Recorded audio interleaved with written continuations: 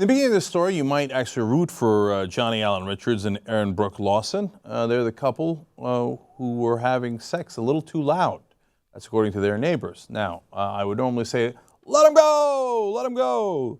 But apparently they've been causing a lot of disturbances, and you'll see that that is not uncommon for them in a second. So one time a neighbor goes by and knocks on the door and says, come on, guys. And they were also fighting. Just keep it down a little bit. And so what happens next? Well, Richardson Lawson knocked on their next door neighbor's door. When he opened it, Lawson hit him with a rake, breaking it off its handle, police said. She then used the broken handle to stab him in the arm. Okay, so they went house on the guy. And then the male here, Johnny Allen Richards, also grabbed a 2x2 stick and started beating him with it. So obviously they get arrested. You see their mugshots there. Erin Lawson there has the bump on her head because she passed out while being booked and hit her head on the table.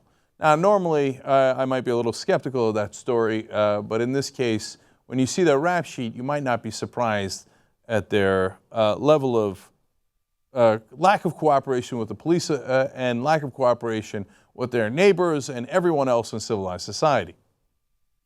This is amazing. According to the New York Daily News, since 2001, Richards has been arrested 45 times for charges including burglary, theft, and assault, while Lawson has been arrested 31 times for charges including drug trafficking, stalking, and theft.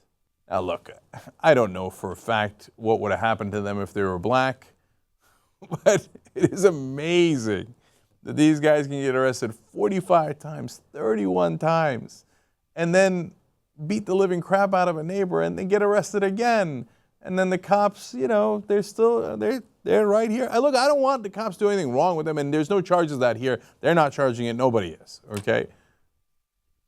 You just keep on arresting them, putting them back on the street. Arrest them, put them back on the street. This justice system will crush you, spit you out on a regular basis. But somehow, these people are still around, out there, allowed to terrorize their neighbors. What in the world? Okay, it's a small case, and you can't judge for a fact how it would have turned out in any other circumstance. So I know that. But it's just an interesting little story about what some people can get away in this country and where it seems that others might not be able to get away with it. Remember, Eric Garner was choked to death for selling untaxed loose cigarettes. These guys out in the street.